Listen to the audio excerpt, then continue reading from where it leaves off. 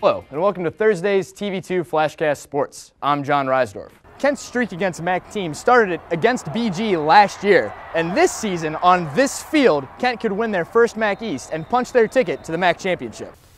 Ticket sales have already begun for the MAC Championship next week. But with so many students going home for Thanksgiving break, the athletic department has to focus on filling all of these seats on Friday against OU. Last night was the preliminary round, and 9 students competed for the 2 spots on Friday night. The winner Friday will take on a dunker from the basketball team. The statement win for Kent State would also be a homecoming game for Daryl Hazel. Not only a New Jersey native, growing up 45 minutes from the stadium, Hazel also served as an assistant head coach for Rutgers University in 2003. Hello, and welcome to today's Flashcast Sports. I'm Jon Reisdorf. At 7 tonight, the volleyball team will play Ohio at the MAC. For Kent State football, Akron will roll into town on Saturday. So pull up a chair as I tell you the tale of the Wagon Wheel Trophy.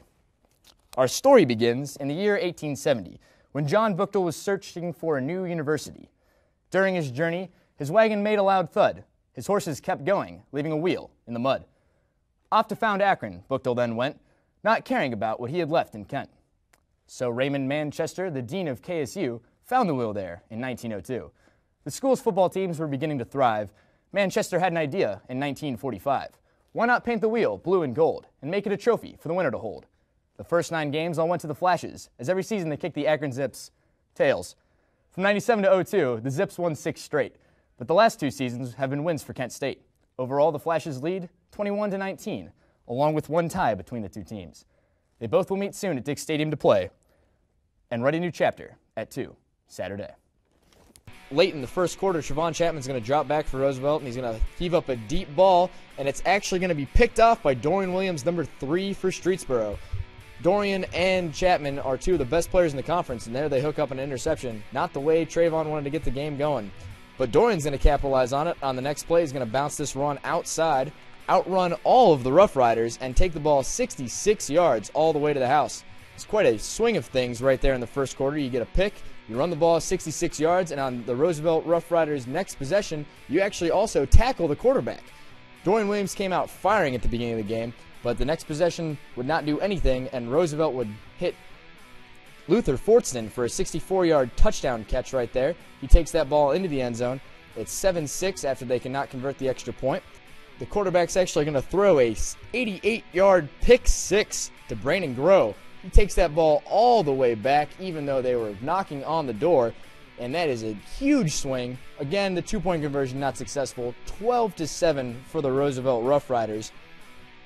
Later in the game, Trevon Chapman's going to run up the middle here. Check out this block on number 16 as he just gets planted down. This sets up a quick Trey Thomas touchdown, and then Dorian Williams gets shut down the rest of the game. Trey Thomas scores from 30 yards out, and right here you see Trey Thomas scoring from 9 yards out. Kid had 3 touchdowns, 105 yards, 32-13, Kent Roosevelt Rough Riders.